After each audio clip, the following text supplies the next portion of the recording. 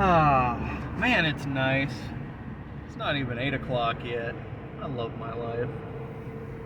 I just wish I could get a few more people on board with the idea. Now, you see, most of that, I would say 90% of the people I know don't have a garden. They might own a real, one single real house plant of some kind, or a goldfish, or human beings are supposed to have an enormous swath of land that they themselves are in charge of. They're supposed to take care of the wildlife that lives on that land. They're supposed to cultivate that land into a specialty of some kind that they themselves are the master of. Started off with farmers and things like butter and cheese and good stuff that we need. Those were specialties. They were created in somebody's home. And they are mainstays for our race that will never go away so long as the natural world which provides those things to us is always there. Food doesn't just come from grocery stores. Actually, grocery stores are the thing that's between you and your food.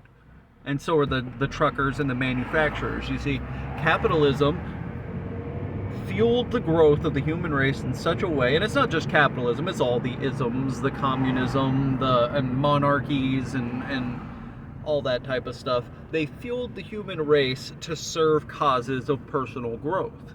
It wasn't necessarily for these people themselves to grow, while they themselves would be sustained by the work, and they would be able to take some bit of their life from that work. It was, more than everything else, meant to support the people at the top who think that the decisions they're making are more important than anyone else's on the world. And that is yet another problem. You see, they say that people can't handle being in positions of power, and that's just because positions of power shouldn't exist. Beyond what you yourself are capable of being responsible for, you shouldn't be damned with further responsibilities that you can't live up to. Capitalism isn't something that human beings were designed to practice. Human beings were designed to practice things like hunting, fishing, picking berries. We were designed to create things to make our lives easier. We were designed to survive and to do great things so that more of us could survive off of what we've done.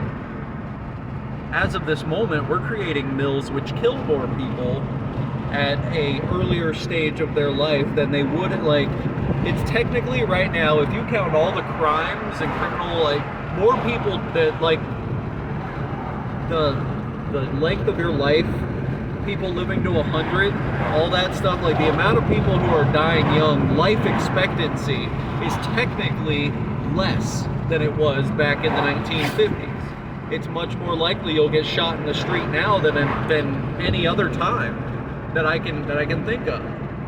And if we continue to play into this system where we're not being our natural selves and we're trying to be these fake service drones that fit a position of employment so that we can be part of the big machine that's going to take over the world, that's poison. That is almost the definition of poison. I'm not talking about ending. I'm actually talking about everybody having everything that they're making and being able to create things for themselves without giving a good chunk of it and their time to somebody who had nothing to do with it. When somebody says they own something, they need to be responsible for it. They need to be responsible for every inch of what they own, and they need to know it. If you don't know it, if you're not responsible for it, and you're trying to blame everybody else for the things that are happening in your business, it was never really your business in the beginning. See what I'm saying? This is all a game, a disgusting game of elite people dangling rewards in front of people who have nothing. We have nothing because they took away our ability to build for ourselves, and we have to live in this weird cookie-cutter life that they have provided for us, and it doesn't work.